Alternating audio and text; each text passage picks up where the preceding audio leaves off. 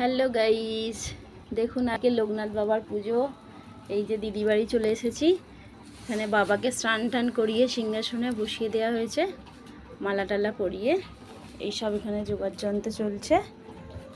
তো ওখানে বাউন ঠাকুর বাবার প্রসাদ করা শুরু করেছে, তো আপনাদের দিকে দেখাচ্ছি।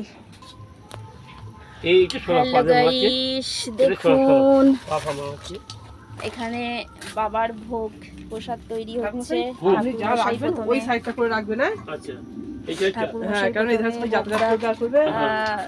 উৎসকি করার জন্য নিজেই করছে।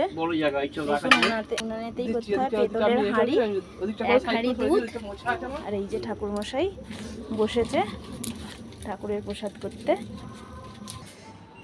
তো গাইস দেখুন বাবার পুজোর সব আয়োজন চলছে। আবার পরের ভিডিও নিয়ে আমি আসবো। টাটা।